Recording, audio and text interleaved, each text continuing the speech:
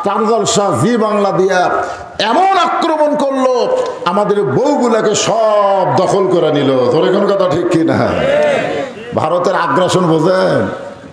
তাদের সংস্কৃতি, তাদের সব কিছু আমাদের যুবকদের কাছে এমনভাবে সাপ্লাই করলো, আজকে সন্তান বলে আপনি পরিচয় দিতে পারেন, কিন্তু সন্তান আপনার বাধ্য না। জোরে কোন কথা ঠিক কিনা? তা আগেকার যুদ্ধ তো এরকম ডিজিটাল যুদ্ধ ছিল না, সরাসরি যুদ্ধ ছিল। এ কারণে আল্লাহ পাক নবীকে জানাই দিলেন, যে কোনো সময় মক্কার কাফেরেরা মদিনাকে আক্রমণ করতে পারে। আপনি মক্কা থেকে মদিনায় হিজরত করলেন, আপনি মনে করতেছেন আপনি নিরাপদ, তা কিন্তু না। আপনি মদিনায় আসার পরেও মক্কার কাফেররা আপনার প্রতি খেয়াল রাখছে। আপনি সবসময় একত্ববাদের দাওয়াত দিচ্ছেন, বহু তত্ত্ববাদকে বিসর্জন করে দুনিয়াতে হককে গালিব করার চেষ্টা করছেন। এটা কাফের বেঈমানেরা কোনোদিন সহ্য করবে না। যেরকম কথা ঠিক কিনা? আপনি গভীর রাত্রে মক্কা থেকে মদিনায় আসলে কি হবে? ওরা বসে নাই তো, ওরা যে কোনো সময় মক্কা আক্রমণ করতে পারে।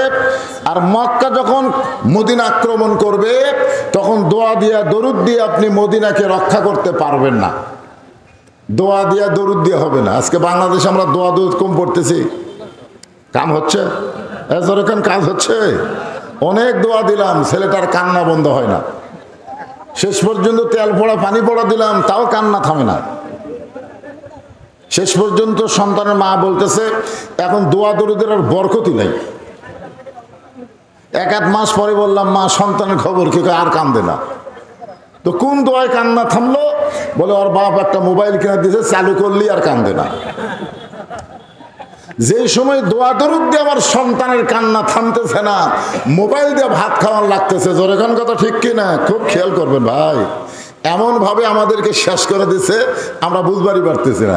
আপনার বলেন তো, এখনকার ইয়ং জেনারেশন, কিশোর থেকে যারা ইয়ং, এদেরকে দেখলে আপনাদের কেমন মনে হয়? এরা বাংলাদেশের মাটি ও মানুষের সন্তান। ওদের দেখলে মনে হয় ওরা ভিন্ন গ্রহ থেকে আমাদের দেশে আমদানি হয়েছে। যেরকম কথা ঠিক কিনা? হায় হায়, চাল চলন কথাবার্তা উদ্ভট।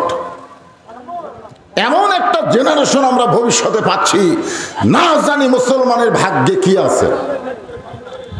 এই ছেলেরা বসার ব্যবস্থা থাকলে দাঁড়ায় থাকো না, মাঝখান দিয়ে কি করতেছে? কি কাপড় আনছে রে? চিরা ফাটা কাপড় কেরা? মনে হয় সব অন্য বাড়াই দিচ্ছে, বড় কাপড় নাই।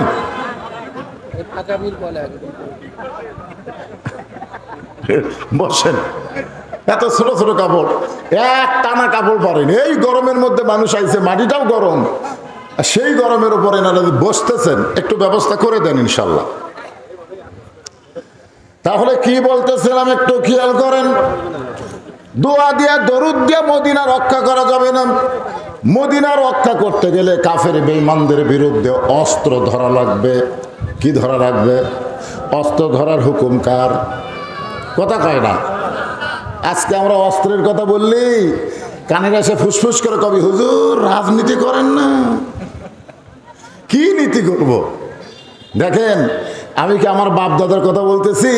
ইয়া আইয়ুহান নাবিয়্যু হারজিল মুমিনিনা আলাল কিতাল। কিতাল মানে কি? জিহাদ না। জিহাদ আর কেতালের মধ্যে তফাৎ আছে। এই আয়াত যখন নবী সাহাবীদের মধ্যে বয়ান করতেছেন, এমন সময় দাড়িওয়ালা, টুপিওয়ালা, জুব্বাওয়ালা, সামনে কাতারের মুসল্লি নবীর কাছে গিয়ে বলতেছি, ইয়া রাসূলুল্লাহ, এইটা না গন্ডগোলের আয়াত। জলেকন কিসের আয়াত? আচ্ছা, এটা গন্ডগোলের আয়াত। কাফেররা যখন আপনাদেরকে আক্রমণ করবে, আপনারা দোয়া দরুদ দিয়ে আক্রমণ মোকাবেলা করতে পারবেন না। ওরা মারলে আপনাকে ওরকম মারা লাগবে। আগে মুসলমান মারবে না, ওরা মারলে তারপরে। এটা কি গন্ডগোল? এ কথা কোন আল্লাহ কি গন্ডগোল আয়াত নাযিল করছে? আর এই টুপিওয়ালা দাড়িওয়ালা কি কয়? হুজুর এইটা না গন্ডগোলের আয়াত। আল্লাহ রাসূল বলতেছেন, আমার পিছনে যে ব্যক্তি সামনে কাতারে নামাজ পড়ে, টুপি দাড়ি সব জুব্বা এক নম্বরে আছে, এই বেটা কয় গন্ডগোলের আয়াত। আসলে কে? এমন সময় আল্লাহ তাআলা আয়াত নাযিল করলেন, ওয়ামিনান নাসি মাইয়াকুলু আমান্না বিল্লাহি ওয়া বিল ইয়াউমিল আখিরি ওয়া মা হুম বিমুমিনিন। এটা গোরস্থানে তো ওয়াজ করতেছে নাকি?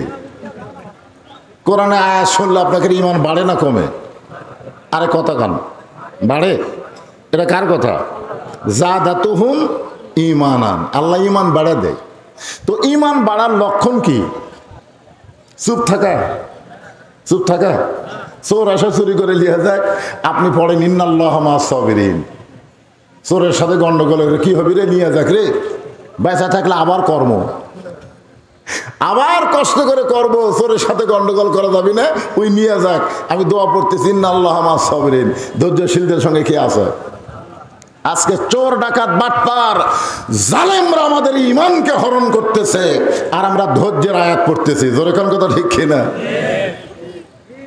একেবারে 620 টাকার গোস্ত এক লাফে শাসক গেছে। গরুর দাম কিন্তু বাড়েনি, গোস্তর দাম বাড়ছে। মানে আমরা চুপ হয়ে গেছি যে আমাদের কথা কই না, কষাই ইচ্ছা মতো দাম বাড়াচ্ছে। ধরে কোন কথা ঠিক কিনা? চুপ। তো গত হাটেই কিনছে 620 করে, এবার জামাই আইছে, বউ বলতেছে 2 কেজি নিয়ে আসো। ও জানে 1240 টাকা হবে, কিন্তু টাকা লেগেছে 1300। 2 কেজি গোস্ত নেওয়ার পরে 1300 টাকা দিছে। কষাই বলতেছে কারে ভাই 1400 আর 100 দাও।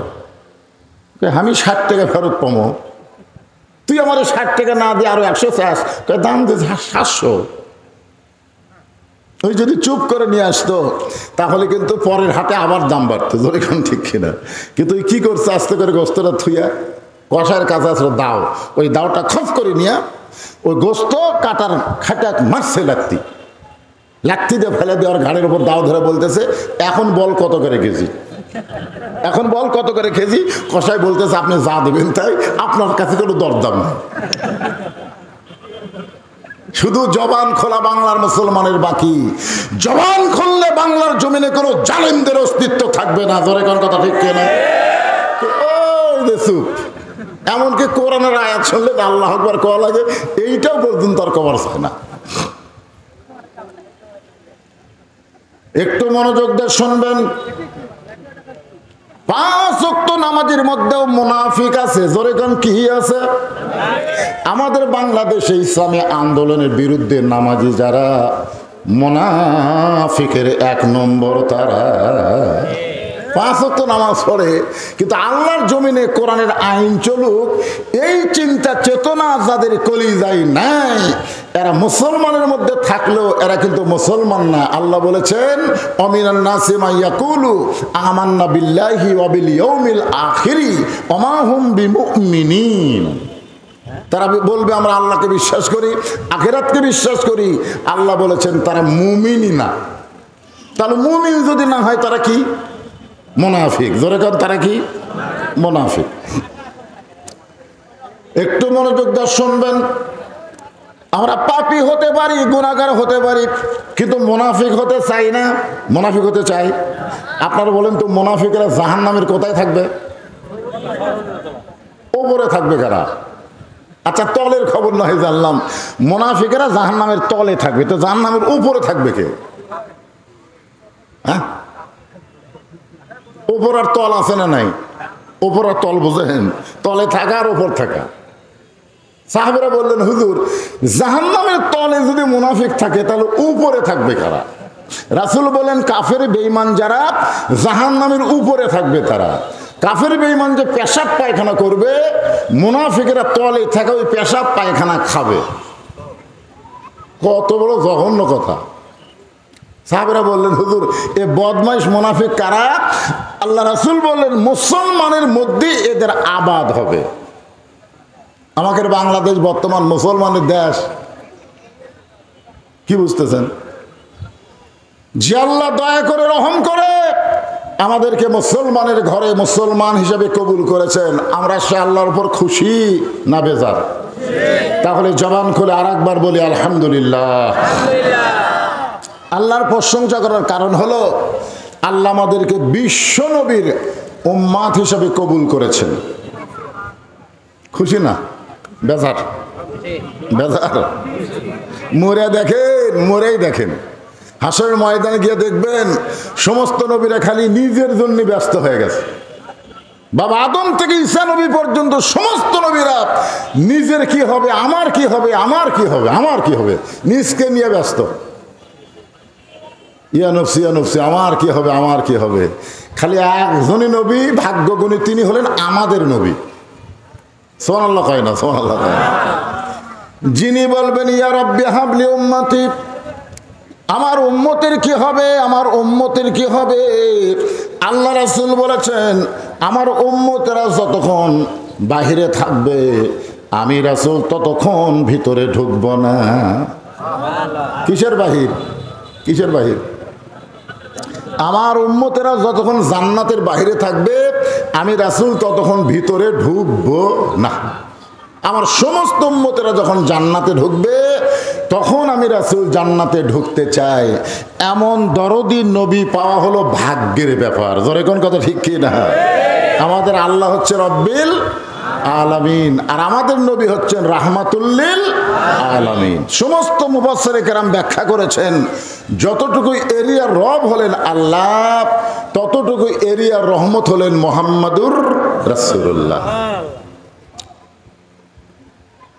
আছেন আমার মুক্তার, আছেন আমার ব্যারিস্টার, শেষ বিচারের হাইকোর্টেতে তিনি আমায় করবেন পার, আমি পাপী রাসূল জাবিন্দার। আল্লাহ যখন হাকিম হয়ে আমাদেরকে আসামি বানায় বিচার শুরু করবেন, আপনার বলেন তো আল্লাহর সামনে বিচারে আমরা কি পার পাবো? ধরা খাবো। যখন কি খাবো? ধরা। আল্লাহ যখন হাকিম হয়ে আমাদের বিচার শুরু করবেন ওই সময় আমাদের নবী আমাদের ব্যাপারে উকিল হবেন, ব্যারিস্টার হবেন, আমাদেরকে জামিন করে জান্নাতে পৌঁছায়া দিবে। এমন একজন নবীর উম্মত হওয়াতে খুশি না বেজার? তো খুশি যদি হন দাড়ি কামান কে? এই খুশি যদি হন তাহলে কেন ফেলে দেন কে? আল্লাহ রাসূল বলেছেন যে দাড়ি কামায় ও যেন আমার কলজার ভোর খুর বসায়। হয়তো বলতেছেন হুজুর আমার নয় দাড়ি নাই, আমার না হয় টুপি নাই, তাই বলে কি আমি খারাপ নাকি? আমি কি খারাপ? আমার বাহিরে যাই হোক আমার ভিতরে ভালো। আপনারা সত্যি করে বলেন তো, একটা বোতলের মধ্যে যদি মধু থাকে আর বাইরে লেবেল যদি বিষ লেখে, আপনি কি বাইরের লেবেল দেখার পরেও ভিতরে টেস্ট করবেন? এ কথা কন না কেন? করবেন। ভিতরে এক নম্বর মধু, কিন্তু বাইরে সাদা কাগজে লাল কালি দিয়ে লিখছে বিষ। আপনি বিষ দেখার পরেও আপনি কি বোতল খুলে খাবেন? সবাই বলবে না ভাই বাহিরেও যা ভিতরে তাই, বাহিরেও যা ভিতরে তাই। যার বাহিরে নবীর সুন্নত নাই বোঝা গেল সে নবী পায়া খুশি হয়নি। জোরে কোন কথা ঠিক? আজকাল টুপিওয়ালা করে দেখবে গেন, আমরা সবাই টুপি পরবো, দেখি ধরে কাক। আজকে শুধু দাড়িওয়ালারে মৌলবাদী বলবো কেন? আমরা সবাই দাড়ি রাখবো, নবীর সুন্নাত আদর্শ গ্রহণ করব। এমন বিশ্ব নবী পাইয়া সেই নবীর সুন্নাত গ্রহণ করার দরকার আছে না নাই? জোরে করা আছে না নাই? এমন একজন নবীর উম্মত হওয়াতে খুশি হয়েছেন? তাহলে আমার সঙ্গে একটু সবাই বলেন নবী না হয়ে দুনিয়ার, না হয়ে ফেরেশতা আল্লাহর, হয়েছি উম্মত আপনার, তার তরে শুকুর। পিছন থেকে একজন কইছে 1000 বার। আপনার বলেন তো সেই সময় 1000-এর উপরে মানুষ হিসাবই জানতো না, ওই সময় গজলে কইছে 1000 বার। এখন বলেন তো 1000-এর কোনো খাওয়া আছে? এখন আর 1000 বার বললে হবে না, কোটি বার বলতে হবে। এমন একজন নবী পাইছি যে নবীর উম্মত হওয়ার তৌফিক আল্লাহ দান করেছেন। এই জন্য সকলেই জবান খুলে বলে আলহামদুলিল্লাহ। তাফসীরুল কোরআন মাহফিল দিয়া যদি টেবিলে একটা কোরআন শরীফ না থাকে, ইটিয়া থসে ইটিয়া, আমি মনে করছি ঢাকা থসে এরপরে দেখি না ইটিয়া রে। শোনেন, এই গরমের দিনে টেবিলের উপরে একটা ইয়ে থাকা লাগবে, একটা টিস্যু পেপার থাকার দরকার নাই? কতক্ষণ আসলে নাই, আর একটা কোরআন শরীফ থোয়া লাগবে। কোরআন শরীফে নাই, টিস্যু পেপারে নাই, ইটিয়া থসে। আসেন আমরা যে কোরআন থেকে আলোচনা শুনবো এই কোরআনের মধ্যে কোনো ভেজাল, সবাই বললেন না? এই যুবকেরা, একজন মানুষ হইয়া তুমি কয়জনকে বিলাও মন, মুখে তোমার ভালোবাসা অন্তর কয়লার মতন, জবান খুলে এক কথা বলতে হবে, এক কথা। যখন কয় কথা? একজন মানুষ হইয়া মসজিদের মধ্যে দেহ লিবেন আর মন রাখবেন বাহিরে, যতই নামাজ পড়েন কাম হবে না। যখন কথা ঠিক কিনা? কোরআনের মাহফিল আইছেন, কোরআনের মহব্বত কলিজার মধ্যে নিয়ে একটু বসা লাগবে ভাই। খাড়া হয়ে থাকবেন মাহফিলে, অন্যদিকে মন দিবেন, কাম হবে না। যুবকেরা সবাই জবান খুলে বলো, এই কোরআনে কোনো সন্দেহ? সবাই কিন্তু বলেনি। যারা বলেনি, এই যে যারা বলেনি তার অবস্থা কি হবে? যে কোরআনের প্রথমে আল্লাহ বলেছেন জালিকাল কিতাব লা রাইবা ফি, এই কোরআনের মধ্যে কোনো সন্দেহ এই নাই কথাটা যারা বলবার পারলো না, মরার আগ দিয়ে আল্লাহ তাদের জবান কেড়ে নিবি, সবই থাকবি কিন্তু জবান নাই। ও করতে করতে মরে যাবি, ওর মুখত কলেমা উচ্চারণ হবে না। এই জন্যে যত বড়ই পাপী হই না কেন, হক কথাটা আমরা বলবো, রাজি আছি তো? এই কোরআনে কোনো ধোকা, কিন্তু সবাই কয় না কেন কোরআনে কোনো গোঁজামিল। সেই কোরআন থেকে একটা আয়াত আপনাদের সামনে তেলাওয়াত করেছি। ইন্নাল্লাযীনা ক্বালু রাব্বুনাল্লাহু সুম্মা ইসতাকামু তাতানাজ্জালু আলাইহিমুল মালায়েকা আল্লা তাখাফু ওয়া লা তাহজানু ওয়া আবশিরু বিল জান্নাতিল্লাতী কুনতুম তুআদুন। যখন আমরা রুহের জগতে ছিলাম তখন আল্লাহ আমাকে একটা প্রশ্ন করছিল, মনে আছে? হ্যাঁ, একটা প্রশ্ন করছিল, আলাস্তু বিরব্বিকুম, আমি কি তোমাদের রব নই? আবার কবরে যাওয়ার পরেই প্রথম প্রশ্ন কি হবে? মান রব্বুকে। দেখছেন, রুহের জগতে প্রশ্ন করছে আমি কি তোমাকে রব নই, আবার কবরে বলবে তোমার রব কে। আর আমি যে আয়াতে কারিমা তেলাওয়াত করলাম এখানেও রবের কথা। আমরা যখন নামাজ পড়লাম সূরা ফাতিহার প্রথমেই আলহামদুলিল্লাহি রাব্বিল আলামিন, রুকুতে যখন গেলাম সুবহান রাব্বিয়াল আযীম, সেজদা যখন গেলাম সুবহান রাব্বিয়াল আলা। হ্যাঁ, তো আর রব রব বলতেছি, তারপরেও যদি বলা হয় রব মানে কি, সবাই বলবে আল্লাহ। রব মানে যদি আল্লাহ হয় তা আল্লাহ মানে কি? রব। এই তো আমাকে জানা নাকি কোন? নিশ্চয় যারা বলবে আল্লাহ হলেন আমার রব, শুধু মুখে বলবে না, আল্লাহকে রব স্বীকার করতে গেলে তিনটা বিষয় খেয়াল করতে হবে। মুখে বলা লাগবে ইকরার বিল লিসান, জবানে বলা লাগবে রবকে। আরো ধরে কোন রবকে? শুধু জবানে বললে হবে না, তাসদিক বিল জানান, কলিজার মধ্যে জায়গা দেওয়া লাগবে। কলিজার মধ্যে যখন রবের জায়গা হবে, ইমানের জায়গা হবে, আপনি যতই চেষ্টা করেন ওই লোকটার কাছে জীবনের চাইতে ইমানের গুরুত্ব বেশি হবে। আমার সামনে যারা বসে আছেন অন্তর থেকে বলেন তো, জীবন বাঁচান ফরজ না ইমান বাঁচান ফরজ? ইমান বাঁচান ফরজ। তো ভোটের আগ দিয়ে আমার এলাকায় একজন গোরস্থানের মধ্যে লুকে আছে, কারণ লোকালয়ে পুলিশ খোঁজে, গোরস্থানে খোঁজে না। ওই গোরস্থানে একটা কবর করে নিচে খেড় দেয়া, তার উপরে কম্বল দেয়া ঘুম পাড়ে। মাঝে মধ্যে মোবাইল করে বউকে বলে খবর কি, বউ বলতেছে আমি তোমার টেনশনে আছি, তুমি কোথায়? বলে আমি নিরাপদে আছি। আমি নিরাপদ, আমার ব্যাপারে কোনো টেনশন করা লাগবে না। বাসা থাকতে কবরে থাকা কি লক্ষণ ভালো? তারপরেও বলতেছে আমি নিরাপদ। বলে ওখানেই থাকেন, এ পর্যন্ত 3 বার পুলিশ আইছে। গোরস্থানে থাকে, বাসা থাকতে গোরস্থানে থাকে, আর বলে আমি নিরাপদে আছি। আলহামদুলিল্লাহ, ওর কোনো টেনশন নাই, কারণ পুলিশ তো আর গোরস্থানে আসবি না। বাঁচতে মানুষ গোরস্থানে যাইও না, মরিয়া গেলে যাবার চাই না, আমরা কান্দত করলিয়ে যে থুয়ে আসি। কথা ঠিক, যদি যাবারই চাইতে 3 তলা বানাই, আপনি কোন গোরস্থানে যাওয়ার চিন্তা তার কলিজার মধ্যে আছে, ওই 5 তলা 10 তলা বানাবে? ওই সবসময় চিন্তা করবে নিচের দিকে নজর, যাওয়া লাগবে। থাকার জায়গা দুনিয়া না, যে কোনো মুহূর্তে আমাদের যাওয়া লাগবে। জোরে কোন কথা ঠিক কিনা? থাকার জন্য আইছি আমরা, কি মনে করতেছেন থাকবেন না যাবেন? এই থাকবেন না যাবেন? এই মাহফিল থেকে যাওয়ার আগে আপনাকে কবরে যাওয়ার চিন্তা করা লাগবে। যে কোনো মুহূর্তে আমাদের কবরে যাওয়ার সময় হতে পারে। আর সেই কবরে গেলে প্রথম প্রশ্নই হবে মান রব্বুকা। কবরে যদি প্রথম প্রশ্নের উত্তর দিবার চাই তাহলে মনোযোগ দিয়ে এই আয়াতের তাফসীরটা আমাদের শুনতে হবে। ভাই একটু মনোযোগ দিয়ে শুনবেন। আল্লাহ আমাদের রব, এই রবটাকে কলিজার মধ্যে যখন জায়গা দিবেন ওই লোকটার কাছে জীবনের চাইতে ইমানের দাম বেশি হবে। ওই লোকটা বলবে ইমান বাঁচানো হলো ফরজ, এতে জীবন যদি চলে যায় যাক, কিন্তু ইমান যাইতে দিব না।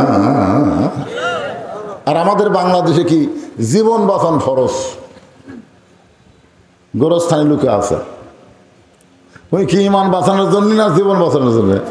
কথা কয় না রে ভাই। একটা মানুষ কোনোদিন কবরের মধ্যে লুকা থাকে ওই ইমানের জন্য লুকে আছে না জীবনের জন্য? তো মনে করেন এখন আল্লাহ আজরাইলকে বলতেছে, বুঝানোর জন্য বলতেছি, যে পুলিশের পোশাক পরে ওর কাছে যাতো। পুলিশ তো দিকে কেউ যায় না, তুই একটু পুলিশের পোশাক পরে ওই কবরের কাছে যা। ওই এখন পুলিশের পোশাক পরে ওই কবরে এসে বলতেছে কে রে ভাই? আমি তখন মাথা বের করে বলতেছি তুই খবর কেমনি পেলি রে? এই গোপন জায়গার তো। তখন বলে আমি আজরাইল ভাই। তখন কান্দের কয় আরে বর্তমান বাংলাদেশে পুলিশ ধরার চিন্তায় আজরাইল যে ধরবি এটা মনেই নাই রে। আজকে আমাদের বাংলাদেশে জীবন যারা বাঁচাবার চায় তারা পুলিশ ধরার চিন্তা করে, যেভাবেই হোক বাইরে থাকা লাগবে, পুলিশের হাতে ধরা দেওয়া যাবে না। আর ইমান যারা রক্ষা করার টেনশন করে, চিন্তা করে, তারা পুলিশের পরোয়া করে না। আজরাইল ধরার আগে মুসলমান হয়ে ধরা দেওয়া লাগবে। ধরে কোন কথা ঠিক কিনা? আপনি কি মনে করছেন পুলিশ না হয় ফেরত যায়, কিন্তু আজরাইল ফেরত যাবে? এই জন্য আল্লাহ কোরআনে বলেন ইয়া আইয়ুহাল্লাযীনা আমানুত্তাকুল্লাহা হাক্কা তুকাতিহি ওয়া লা তামুতুন্না ইল্লা ওয়া আনতুম মুসলিমুন।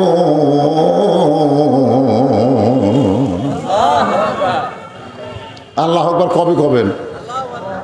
কোন না, কারণ আমাদের বাংলাদেশে অনেক দলের মধ্যে আল্লাহ আকবার নাই। অনেক মিছিল হয়, বহু স্লোগান হয়, কিন্তু আল্লাহ আকবার হয় না। যদি কেউ ভুলে আল্লাহ আকবার কয় ও ঘাট ধরে বের করে দিবি, কে তুই তো আমাকে দলের লোক না, আমাকে দলের তো এই স্লোগান নেই। তা আপনারা মনে হয় সেই দলের লোক, তাই না? সেই দলের লোক ওয়াজ শুনবার আইছেন, এখন আল্লাহ আকবার করলে যে কি হয়? আল্লাহ আকবার বললে আল্লাহ খুশি হয়, শয়তান বেজার হয়। আপনি যদি শয়তানকে তাড়াবার চান, যতই সুবহানাল্লাহ আলহামদুলিল্লাহ পড়েন, শয়তান কিন্তু লড়বি না, আপনার গলা ধরে বসে থাকবি। ওই মুখ দেখেন আল্লাহু আকবার কর, ওই এত জোরে দৌড় মারবি, ওর পাশা দিয়ে বাতাস বাড়াবি। জোরে কোন কথা ঠিক কিনা? সে আল্লাহ আকবার কবর চাচ্ছেন না, না করলেন না, কোনো অসুবিধা কি? একটু মনোযোগ দেবেন। তাসদিক বিল জানান, কলিজার মধ্যে যদি আল্লাহর জায়গা হয়, রবের জায়গা যখন কলিজার মধ্যে দিব, ওই মানুষটার কাছে জীবনের চাইতে ইমানের দাম বেশি। আমাদের কাছে কিসের দাম বেশি, জীবনের না ইমানের? জীবনের। কে রে ভাই? জীবনের। আচ্ছা ঠিক আছে, না ঠিকই কথা, যেটা মুখ দিয়ে বার হচ্ছে, যে বস্তার মধ্যে ছাই আছে ওই বস্তার মুখ খুললে কি বাড়াবি? আর যে বস্তার মধ্যে ধান আছে ওর মুখ খুললে কি বাড়াবি? তো মুখ হচ্ছে আমাদের প্রত্যেকটা বস্তা, বুঝতে না, ভিতর ডে তার মধ্যে যা মাল আছে ওটাই মুখ দিয়ে বাড়াবি। জোরে কর কথা ঠিক কি? তো যাই হোক, জীবন বাঁচানোর যতই চেষ্টা করি আমরা জীবন বাঁচাবার পারবো, তবে ইমান বাঁচানোর চেষ্টা করলে আল্লাহ পাক আমাদের ইমান বাঁচানোর ব্যাপারে সহযোগিতা করবে ইনশাআল্লাহ। যার প্রমাণ হলো রোম সম্রাট কাইসার তিনজন মুসলমানকে আগুনের চুলার কাছে নিয়ে বলতেছে, আমি জীবনে বহু যুদ্ধ করলাম, আজকে একটা যুদ্ধ করতে চাই।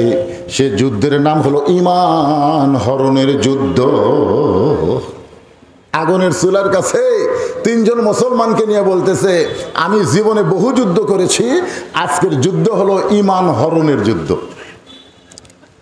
আজকে আমাদের বাংলাদেশের যুবকদের ঈমান হরণের কিন্তু একটা যুদ্ধ চলতেছে, জোরে কোন কথা ঠিক কিনা? যেভাবেই হোক যুবকদের কাছ থেকে ঈমানটা কেড়ে নেওয়া লাগবে। আমাদের বুড়াকের কাছে ঈমান থাকা কোনো লাভ নেই। লাভ আছে? কি ঈমান? সারা জীবন ঘুষের চাকরি করছে, তখন তওবা করেনি। যখন চাকরি শেষ তখন মসজিদ যে কাঁদতেছে, আল্লাহ আমি আর ঘুষ খাবো না, আল্লাহ আমি আর ঘুষ খাবো না। দুই কান্দের ফেরেশতাকে, আল্লাহ এই শয়তানের কাঁদতে আমি থাকবো না। এই যতদিন ঘুষ খাতে চাকরি ছিল ততদিন তওবা করেনি, এই শালার আর চাকরি নেই, এখন বলতেছে আমার ঘুষ খাবো না। আপনারা বলেন ওই সময় তওবা কবুল হবে? ওর চাকরি ঘুষের নাই, ও ঘুষ আর কেউ দিবিও না, আর ওই সময় তওবা করতেছে আর ঘুষ খাবো না। যখন চামড়া ঢিল হচ্ছে, বুড়া বয়সে বলতেছে, আল্লাহ আমি আর চুরি করবো না। আল্লাহ কই তুই লোড বাড়ি পারিস না, তুই চুরি করবি কেমনে? এই জন্য যুবকদেরকে টার্গেট করে কথা বলতেছে, বাবা আমাকে রকম বুড়ারা এমনি ভালো হয়ে যাবে, তোর কথা ঠিক আছে, খারাপ হওয়ার চান্সই নেই তো। একটা সুন্দরী মেয়ে যাচ্ছে, লাতি বলতেছে, দাদা কি সুন্দরী মেয়ে দাদা। দাদা বলতেছে, আমার চোখের ব্যাটারি নেই ভাই, আমি দেখতে পারি ভাই না রে। আর লাতি বলতেছে, সুন্দর নারী দেখলে পরে আমার দিল দেওয়ানা করে ওলে ওলে ওলে। তা আমি এখন দাদার জন্য ওয়াজ করবো না লাতির জন্য করবো? কথা কার না কেন, কার জন্য করবো? ওই বুড়া দাদার জন্য ওয়াজ করে লাভ নাই তো, এমনি ভালো। আর ভালো হওয়া ছাড়া বুদ্ধি নাই তো, চামড়া ঢিল আল্লাহর সাথে দিছে মিল। আর যখন হবে চামড়া টাইট, এই যুবকদের বলতেছি, যুবক হাসরের ময়দানে যখন আল্লাহর সামনে আমরা দাঁড়িয়ে যাব, আল্লাহ কখনো বলবে না তোর শৈশবকালের হিসাব দাও, বুড়াকালের হিসাব দাও। আল্লাহ বলবেন শুধু যৌবনের হিসাব দিয়া তুমি জান্নাতে চলে যাও। এখন বলেন এই যৌবন বয়সটার দাম আছে না নাই? যেরকম আছে না নাই? রোম সম্রাট কাইসার বললেন আজকের যুদ্ধের নাম হলো ঈমান হরণের যুদ্ধ। আগুনের চুলায় দাউ দাউ করে আগুন জ্বলতেছে, সৈন্যরা বলতেছে, জাহাপনা আপনি আমাদের হুকুম দেন, এই তিনটা মুসলমানকে আমরা হত্যা করি। রোম সম্রাট কাইসার বলেন এভাবে হত্যা করা যাবে না, ওদেরকে পরীক্ষা করে হত্যা করা লাগবে। ওই তিনজন মুসলমানের সামনে রোম সম্রাট বলে, রে মুসলমানেরা, দাউ দাউ করে আগুন জ্বলতেছে, এই চুলার মধ্যে তোমাদেরকে ফেলে দিব। এই চুলার আগুন থেকে যদি বাঁচতে চাও তাহলে একটা বারের জন্য বলো আল্লাহ রাসূল মানি না। যদি বলতে পারো আল্লাহ রাসূল মানি না, তাহলে তোমাদেরকে সসম্মানে ছেড়ে দেব। তিনজন মুসলমান আগুনের দিকে তাকায় আর আল্লাহর ক্ষমতার দিকে তাকায়। আমাদের জাতির পিতা হযরত ইব্রাহিমের নিচেও কিন্তু আগুন জ্বলছে, জোরে কোন কথা ঠিক কিনা? চড়কের উপরে যখন বসা, এমন সময় ফেরেশতা জিবরাইল এসে বললেন, ওগো আল্লাহর নবী, আপনি চড়কে বসে কাঁদতেছেন, কারণ কি? নিচের দিকে তাকায় কাঁদতেছেন। আমাদের জাতির পিতা বলতেছে, আসলে আমি নিচের দিকে তাকাইছি, আমার বাবা চড়কে রশি ধরে টানতেছে, এই জন্যই আমার চোখ দিয়ে পানি পড়তেছে। ওই আগুনের চুলার দিকে তাকায় আমি কাঁদতেছি না, আমি কাঁদতেছি যে সন্তান বিপদে পড়লে তার বাবা বিপদ থেকে বাঁচায়, আর আমি এমন একটা বাবা পাইছি যে আমাকে আগুনের মধ্যে ফেলে দেবার চায়। আমার মতন দুর্ভাগা সন্তান এই পৃথিবীতে আর কেউ নেই। সন্তান হিসাবে আমি হলাম একজন দুর্ভাগা সন্তান, যে আমার বাবা আমাকে আগুনে ফেলে দিয়ে পুড়াবার চায়। এইরকম খারাপ বাবার মতন খারাপ বাবা যেন পৃথিবীতে কোনো সন্তানের না হয়। কিন্তু আমাদের জাতির পিতার কথা চাইতো খারাপ বাবা আমরা পেয়ে গেছি, যে বাবারা নিজে নামাজ পড়ে সন্তান নামাজ পড়ে না। বাবা একলা একলা ফজরেও নামাজ পড়বার যায়, সন্তান ঘুম পাড়তেছে, মনে করছে আমি একলাই নামাজ পড়ে জান্নাতে যাবো, আমার সন্তান যা করে করুক। অথচ আল্লাহ কোরআনে বলেছেন, কু আনফুসাকুম ওয়া আহলিকুম নারা, জাহান্নামের আগুন থেকে যদি বাঁচতে চাও একলা বাঁচলে হবে না, তোমার আহল পরিবার নিয়ে বাঁচা লাগবে। জোরে কোন কথা ঠিক কিনা? ওই বাবা হলো সন্তানকে জাহান্নামে। লা ইলাহা ইল্লাল্লাহু মুহাম্মাদুর রাসূলুল্লাহ। রাসূলের মহব্বতে সকলে বলি সাল্লাল্লাহু আলাইহি ওয়াসাল্লাম। বাগবাড়ি এলাকা বাসীর উদ্যোগে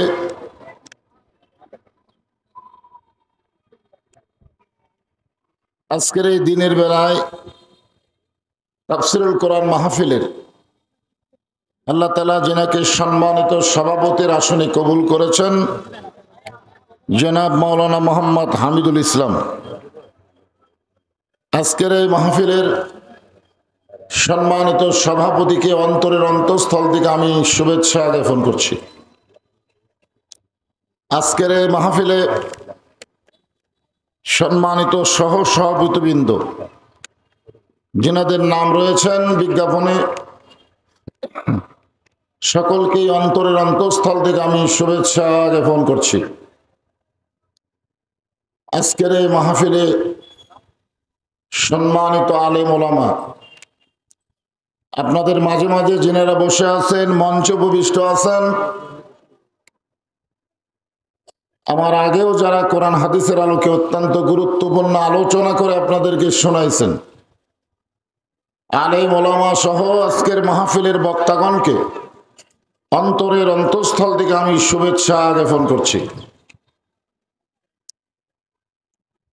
কঠিন গরম তাপদাহ,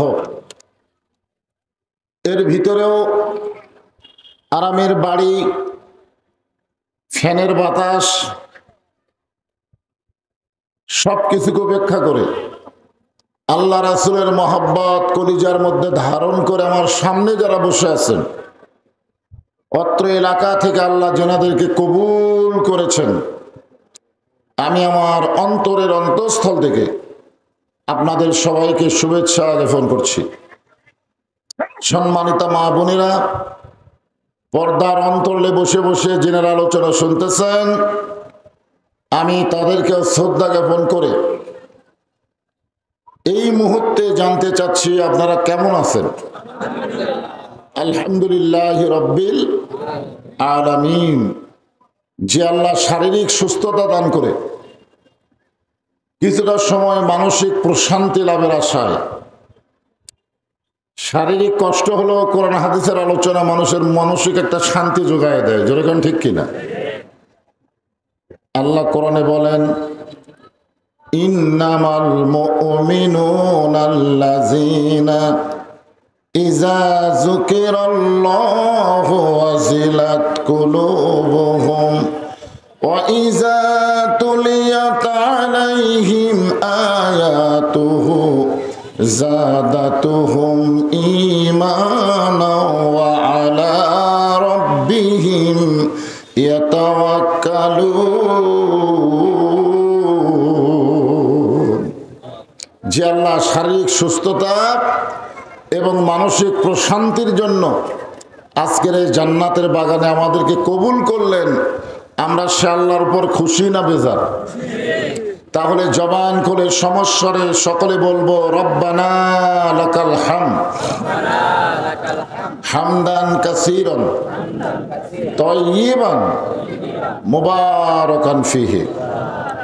আমরা প্রশংসা করলাম কার? এমনি এমনি কোন বক্তার প্রশংসা করেন, বক্তার লাভ হবে, কিন্তু আর যারা প্রশংসা করলেন তাদের কোনো লাভ নেই। কোন নেতার প্রশংসা করেন, নেতার লাভ হবে, কিন্তু যারা প্রশংসা করলাম তাদের কোনোই লাভ নেই। কিন্তু এই মুহূর্তে আমরা যে আল্লাহর প্রশংসা করলাম, আমরা প্রশংসা করলে আল্লাহর কোনোই লাভ নেই, কারণ আমাদের আল্লাহ এমন একজন আল্লাহ, প্রশংসা করলেও আল্লাহ, না করলেও আল্লাহ, ধরে কোন ঠিক কিনা? কিন্তু যারা আমরা প্রশংসা করলাম, আল্লাহ তাদের প্রতি এত খুশি হয়ে গেল, আসমান এবং জমিনের ফাঁকা জায়গাটা আল্লাহ নেকি দিয়ে পরিপূর্ণ করে দেয়। এই যে সুবহানাল্লাহ শব্দ উচ্চারণ করলেন, আল্লাহ খুশি না বেজার? জান্নাতের বাগানে আল্লাহ একটা গাছ লাগাই দিল, এরকম ইউক্যালিপটাসের গাছ না, এমন একটা গাছ যে গাছে সব ধরনের আপনার চাহিদা মতো ফল ধরবে। আপনি চাওয়া মাত্র ফলগুলো সাইজ হয়ে আপনার কাছে চলে আসবে। যে গাছের ছায়া অতিক্রম করতে একটা তাজা ঘোড়া দৌড়াইলে 500 বছর সময় লাগবে, এমন একটা জান্নাতে আল্লাহ আমাদেরকে গাছ লাগাই দিচ্ছে, সেই জান্নাতের মালিক কিন্তু আমরাই হব ইনশাআল্লাহ। আমরা আল্লাহর দরবারে শুকরগুজার করছি যে আল্লাহ তাআলা আমাদেরকে মুসলমানের ঘরে মুসলমান হিসাবে কবুল করেছেন। আপনারা বলেন তো, এই দুনিয়াতে মানুষ পাঠানোর দায়িত্ব কার? কথা বলেন, কার? তো আল্লাহ যদি আমাদেরকে হিন্দুর ঘরে পাঠাতো, একবার চিন্তা করে দেখেন, আল্লাহ যদি আমাদের ইহুদি খ্রিস্টানদের ঘরে পাঠাতো, আমাদের করার কিছু ছিল? যাই যে ধর্মে জন্ম নেয় মনে করে তারটাই আসল। হিন্দু বলেন, বৌদ্ধ বলেন, খ্রিস্টান বলেন, যে কোনো ধর্মে কেউ যদি জন্ম নেয়, তাকে যদি জিজ্ঞাসা করেন তোমার ধর্মে, কেউ আমারটাই এক নম্বর। আপনারা বলেন তো, আমরা এক নম্বর বললে হবে? আল্লাহ হচ্ছেন ধর্মের মালিক, জোরে কান কথা ঠিক কিনা? তিনি কোন ধর্মকে এক নম্বর কইছে, কোনটা ধর্ম আর কোনগুলা ধর্ম না, এগুলো আমরা নিব কার কাছ থেকে? আল্লাহর কাছ থেকে। এখন আল্লাহ কি বলতেছেন? ওয়ামাইয়াবতাগি গায়রাল ইসলাম দীনান ফালাই ইউকবালা মিনহু। ইসলাম ছাড়া অন্য কোন ধর্ম কেউ যদি গ্রহণ করে, আল্লাহ বলেছেন সেইটা কবুল করা হবে না। এই আয়াতের মাধ্যমে আমরা জানতে পারলাম, পৃথিবীতে যত ধর্মই থাক না কেন, একটাই মাত্র ধর্ম, তার নাম কি? সবাই জবান খুলে বলি, তার নাম কি? ইন্নাদ-দীনা ইনদাল্লাহিল ইসলাম। আল্লাহ আমাদেরকে সেই মুসলমানের ঘরে কবুল করেছেন। বেয়াজার হোসেন, গোটা পৃথিবীতে প্রকৃত মুসলমান যারা হবে তাদেরকে আল্লাহ নানা ধরনের বিপদ আপদ মুসিবত দিয়ে পরীক্ষা করবে। ভেজাল মুসলমানের কোনো পরীক্ষা নেই, ভেজালের কোনো পরীক্ষা নাই। যারা প্রকৃত হবে তাদেরই পরীক্ষা হবে। আমরা যদি ভেজাল মুসলমান হই, আমাদের দুনিয়াতে কোনো টেনশনই নাই। ভেজাল ভেজাল মুসলমানের চরিত্র হলো, যাই বলে আইরে সেই দিকে যাই রে, বুঝাশোনা নাই রে, যে যখন ডাকে আমরা সেই দিকে যাই। কিন্তু আসল মুসলমান হলো, কেউ ডাকলেই সেদিকে যাবে না, আগে দেখবে ডাকটা ঠিক আছে কিনা। আল্লাহর ডাক হলে তারা সব কিছু বিসর্জন দিয়ে সেইখানে তারা হাজির হয়ে যায়। আর শয়তানের ডাক হলে তারা ব্রেক করে ওই জায়গায় আর যায় না। আসল মুসলমান, ভেজাল মুসলমান আমাদের বাংলাদেশে চেনা খুবই কঠিন, তবে কিছুটা চেনা যায়। যে আপনারা আসরের আজান দিলেন, আজান দেওয়ার পরে যারা নামাজে সামিল হলো, এরাই হলো আসল মুসলমান। জোরে কোন কথা ঠিক কিনা? আজান দেওয়ার পরে যারা নামাজ আদায় করলো না, এরা মুসলমান দাবি করলে কি মুসলমান? আল্লাহ রাসূল বলেছেন, বাইনাল আবদি ওয়াল কুফর তরকুস সালাত। বান্দা আর কাফেরের মধ্যে পৃথক করার জিনিসটার নামই হলো নামাজ। আমরা যারা জামাতবদ্ধ হবে আসরের নামাজ আদায় করলাম, আমরা পাপী হতে পারি, গুনাহগার হতে পারি, কিন্তু আমরা যে মুসলমান এ ব্যাপারে কোনো সন্দেহ।